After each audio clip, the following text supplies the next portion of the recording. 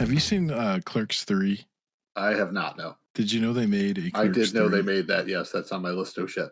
All right, so my love for Kevin Smith is at an all-time low prior to this movie coming out, just because he's been revealed to be just such a fucking shill. And even before he started getting shit for it, like I personally noticed it. Like whenever anything came out related to movies, comics, whatever, it's like they'd always pay him to come on and shill for him. And he's just, this is great, this is awesome, this is the coolest shit in the world.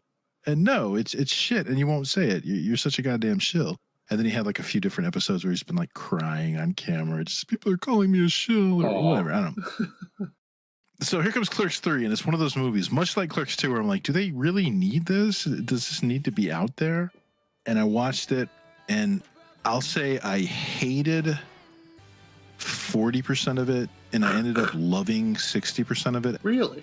Yeah, the 60% that I loved, I was like dropping some tears by the end. Yeah, it was. I'm so glad I watched it. I was thinking it was going to be more of a thing like the new Bill and Ted movie or, the Matrix. I couldn't even finish Bill and Ted. I watched like 25 minutes of it and then stopped. But yeah, this one, Clerks 3, I recommend. Everything you suspect about it is true, but then over and above that, it's also kind of awesome, and I'm glad that it's there, which is weird. Okay, I'm intrigued now. Now I actually have to watch this. Didn't they kind of tell their story? Yeah. Yeah, they kind of did. Where could they possibly go at this point, you know? And that's what Kevin Smith was dealing with when he made this movie, and it's kind of impressive that he managed to pull it out in such a way. So, I don't know. It'd be interesting to hear your reaction to it, because I went in just like, oh, God, this is going to be fucking laborious. This is going to be horrible. And then by the end of it, I'm like, oh, fuck, dude, Kevin, you got me. You got me. I will watch it for the good of the show then, I guess.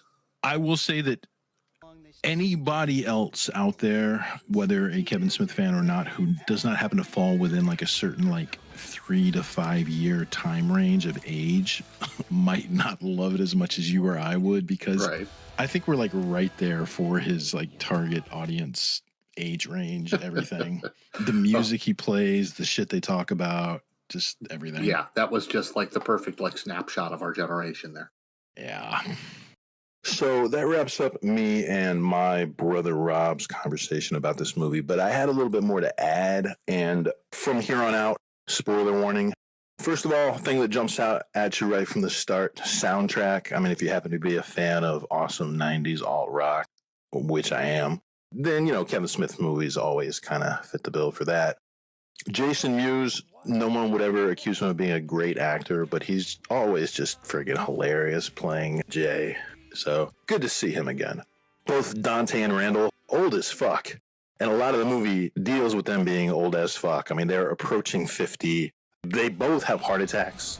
They're both looking back at their life saying, you know, like, what the fuck have I done with my life?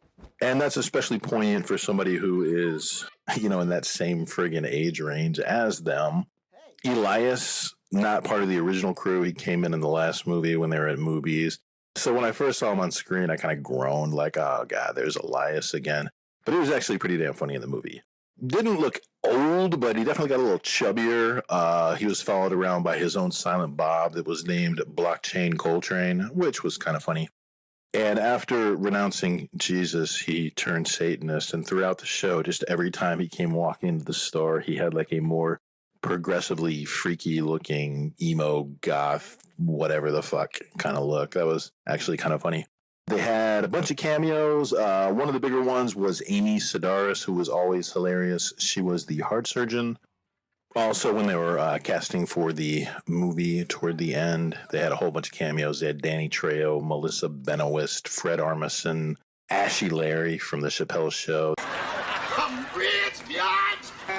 They had Freddie Prinze and his wife, Sarah Michelle. Ben Affleck, good on him, always showing up to his Bud's movie. You know, he's actually joked about feeling obligated to do so in past movies.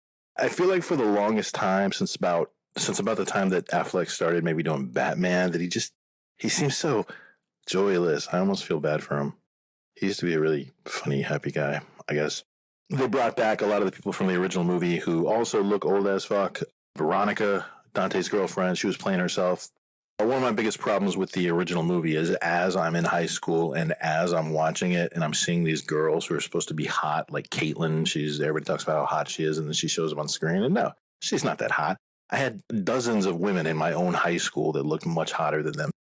I think it's Jersey in the 90s. You got to kind of take what you can get. And also, he was Kevin Smith, the director, funding his movie by running up credit card debt. Nobody knew who he was, that kind of thing. So he probably just put his friends in the movie. So I liked how when they were shooting the movie, how they had a head nod to the cut scene that didn't make it in where Dante gets shot.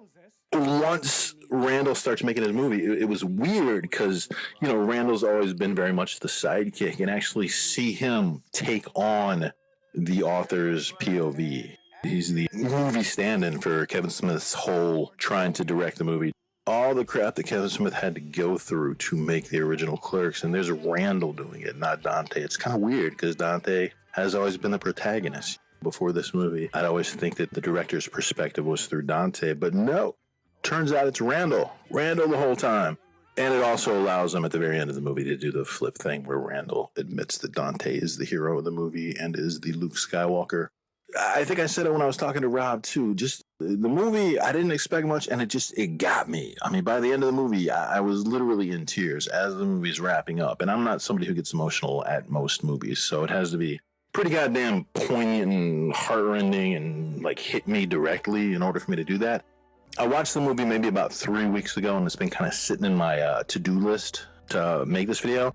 And before recording this right now, what I'm doing, I wanted to refresh myself, and I had a couple of hours to kill. So I watched the movie again, and freaking wouldn't you know it, like the last few minutes of the movie are rolling by, and I'm getting just as damn emotional as I was the first time. I mean, just the music's playing, and spoilers, Dante actually passes away. And he has a really beautiful scene with his already dead wife, Rosario Dawson, and it was just friggin' amazing.